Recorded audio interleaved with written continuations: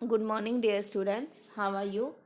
I hope you all are good and fine at your places. I am Himrat Avasis, your assistant teacher.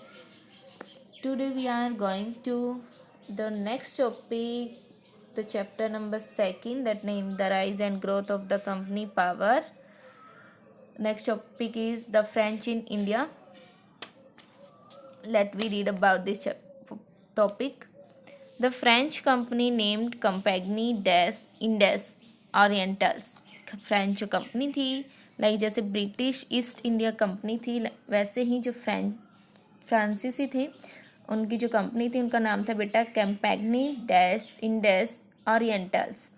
Was formed in 1660 form हुई 1664 में। The first French factory was establish in India by Francois Caron at Surat in 1668। और पहली जो फ्रांसीसी जो factory थी वो establish हुई इंडिया में सूरत में कब 1668 में, और उसको किसने एस्टेब्लिश किया था? फ्रैंकोइस कैरन ने। फर्दर फैक्ट्रीज वर एस्टेब्लिश, और उसके बाद कुछ जो फैक्ट्रीज थी वो एस्टेब्लिश हुई Machilipatnam, Pondicherry, Mahe, Chandannagar, Karikal, Balasore, Surat and Mauritius. The establishment of Portuguese, Dutch, British and French factories in India and the Eastern Iceland resulted in a fierce competition in rivalry amongst them. और इससे पहले बेटा British east India company, the Dutch east India company and the Portuguese, इन्होंने अपनी जो factories थी वो establish की थी इंडिया में। तो उसके बाद इनमें काफ़ी ज़्यादा कंपटीशन हुआ। Rivalry amongst them that means कि उनके बीच जो प्रतिद्वंदिता थी वो बढ़ी। All of them wanted to excel in trade by earning maximum profit, और वो सभी चाहते थे कि भाई उनको ज़्यादा से ज़्यादा प्रॉफिट हो, ज़्यादा से ज़्यादा प्रॉफिट अर्न करें। This led to a rise in the cost of commodities that were in great demand and ultimately reduced the profit. और इस डिमांड ने जो कॉस्ट थी कमोडिटीज़ की उसको बढ़ाया, and great demand and utility reduce the profit. और जो कमोडिटीज़ थी बेटा उनकी डिमांड बढ़ी और उनकी जो यूटिलिटी थी वो बढ़ी, और इससे जो प्रॉफिट था वो रिड्यूस यानी कि कम हुआ। Spice like cloves, cardamom, pepper, cinnamon and fine quality of silk and cotton were the main object of trade. ये मेन मुख्य ऑब्जेक्ट्स थे व्यापार के, to prevent each other from profitable trade. These companies again engaged in constant conflict, और ये जो company था उसने इंगेज किया किसको? कांस्टेंट कन्फ्लिक्ट को। दैट कांस्टेंट कन्फ्लिक्ट का मीनिंग होता है बेटा कॉन्स्टेंटली कन्फ्लिक्ट होता है संघर्ष, ठीक है, उसको बढ़ाया। They also raised arms against the local rulers if they oppose the establishment of their factories, और उन्होंने बेटा वहाँ की जो रूलर्स थे उनके खिलाफ भी आवाज़ें उठाई। जो उनकी जो फैक्ट्रीज थी उनकी एस्टेब्लिशमेंट यानी कि उनकी स्थापना में अगर वो कोई भी बाधा डालते थे, दस politics and trade become inseparable, और इस तरीके से जो पॉलिटिक्स और जो ट्रेड था, जो व्यापार था, वो इनसेपरेबल रहा। नेक्स्ट है Anglo French rivalry in the Carnatic. In order to have a monopoly over the trade in Eastern Iceland, it was necessary for the British to eliminate their rivals. The chief among them was the French, also to earn maximum profit. और जो chief French के जो chief थे वो चाहते थे ज़्यादा से ज़्यादा प्रॉफिट हो बाय बाइंग रॉ मटेरियल्स। किनको बाइंग दैट मीन्स खरीद कर जो कच्चे माल थे उनको लेसर प्राइस पर। इट वाज नेसेसरी, और ये बहुत ही ज़रूरी था, for them to have a political control over the countries. किसके लिए? कि वो जो पॉलिटिकल कंट्रोल यानी कि जो राजनीतिक कंट्रोल है वो कंट्रीज़ पे रखे with which they had trade relation, जिनके साथ उनके जो व्यापारिक संबंध हैं उनसे।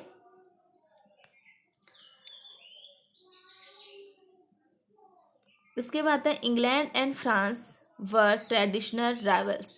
इंग्लैंड और जो फ्रांस थे बेटा वो एक दूसरे के काफ़ी ज़्यादा प्रतिद्वंदी हुए। The conflict of trade interest between them finally ended with the 3 Anglo French Wars. और जो संघर्ष था फ्रेंच और इंग्लैंड के बीच वो क्या हुआ, ख़त्म हुआ 3 Anglo French wars or the Carnatic Wars that were fought from 1746 to 1763 in India. They are called the Carnatic Wars as most of them were fought in the Carnatic region. और इसको Carnatic war क्यों कहा जाता है, क्योंकि जो mostly जो लड़ाइयाँ थी इंग्लैंड और फ्रेंच के बीच वो कार्नेटिक जो रीजन था वहीं पर होती थी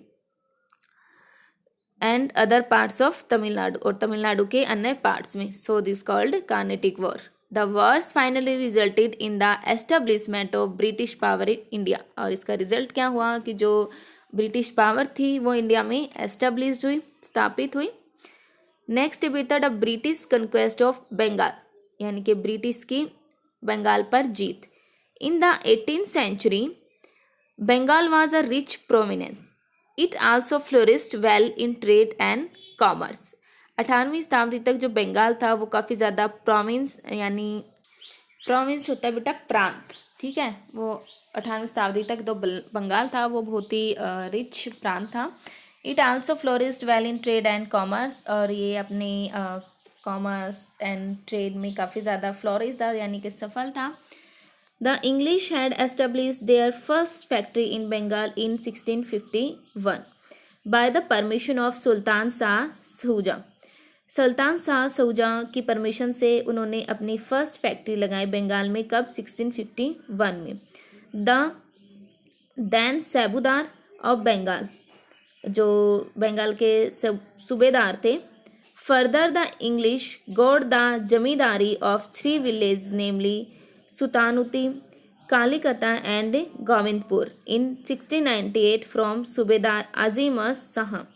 In 1717 the Mughal Emperor Farooq Shah granted several trading privileges to the East India Company. और 1717 में मुगल जो एम्परर थे फारूक शाह, उन्होंने ग्रांटेड क्या कुछ प्रिविलेज को ईस्ट इंडिया कंपनी के लिए. The company now become entitled to buy and sell anything from Bengal without the payment of custom duties. अब जो कंपनी थी बेटा वो जो मटेरियल्स थे उनको खरीदती और बेचती बगैर बंगाल जो वहाँ की जो ड्यूटीज थी उनकी परमिशन से. It also become free to carry goods to and from Bengal, और ये बिल्कुल स्वतंत्र थी कैरी करने में वहाँ की जो वस्तुएं थी बंगाल से. Bengal was then ruled by Alivardi Vardi खान, और जो बंगाल था उस टाइम पर वो रूल, उस पर शासन था किसका? अली वारदी खान का. He kept a close watch over the activities of company and how the English were misusing the power granted to them. और उसने बहुत सी पास से देखा था कि किस टाइप से जो कंपनी है वो कैसे मिस यूज़ कर रही हैं उनकी उन्होंने जो उनको जो पावर दी है उसका कैसे वो फ़ायदा ले रही हैं. Ali Vardi Khan died in 1756. He was succeeded by his grandson. और जो अली वादरी थी उनकी 1756 में डेथ हुई. उसके बाद उनके जो ग्रैंडसन थे, उनके पोता, उनके ग्रैंडसन सिराजुद्दौला जो यंग थे, यानी कि अभी ज़्यादा एज नहीं थे और अनएक्सपीरियंस थे, उनको ज़्यादा अनुभव नहीं था. He was also short tempered. Thus, his succession led to court intrigues. The English considered it the right time to interfere in the politics of Bengal. और जो ब्रिटिश जो पीपल्स थे उनको मौका मिल गया उस टाइम पर इंटरफेयर करने का, जो बंगाल की जो पॉलिटिक्स है, यानी कि वहाँ की जो राजनीतिक जो सिस्टम्स हैं उसमें इंटरफेयर करने का उनको मौका मिला. They began to fortify Fort William at Calcutta and mounted guns on the walls of the fort. और उन्होंने शुरुआत की वो बेटा फोर्टिफी जो किला बंदी होता है वो शुरू कर देते हैं कलकत्ता में, और जो किले की जो दीवारें हैं उन पर जो गन्स हैं उनको माउंट करते हैं, यानी कि वहाँ पर गन्स लगा देते हैं। Aware of the company's political desires, Sirajuddaulah asked the English to immediately stop fortifications and pay revenues. जो सिराजुद्दौला थे उन्होंने इंग्लिश जो पीपल्स थे उनसे कहा कि वो ये सब बंद करें एंड पे रिवेन्यूज़, और उनके लिए वो भुगतान करें। When the English refused to obey, the Nawab marched with an army of 30,000 soldiers and laid the siege of Calcutta. और जब ये मना कर देते हैं इंग्लिश, तो वो क्या करते हैं, अपनी जो आर्मी है उसमें 30,000 जो सोल्डर्स हैं उनके साथ 30,000 सोल्डर्स की हेल्प से उन्होंने जो कलकत्ता था उसको सीज किया, यानी कि अपने कब्जे में किया। He captured the company's official, disarmed the English soldiers and blockaded English ships. Sirajuddaulah placed Kolkata under the charge of Manik Chand and returned to Murshidabad. उसके बाद बेटा सिराजुद्दौला ने जो कोलकाता था उसको मनिक चंद के अंडर में रखा, यानी कि उसका जो चार्ज था वो मनिक चंद को सौंपा, और उसके बाद वो मुर्शिदाबाद रिटर्न कर गई, यानी कि वापस लौट गए। आज की वीडियो में सिर्फ इतना ही बेटा। नेक्स्ट चैप्टर हम रिमेनिंग चैप्टर नेक्स्ट वीडियो में रीड करेंगे। Bye, take care, stay home and be safe.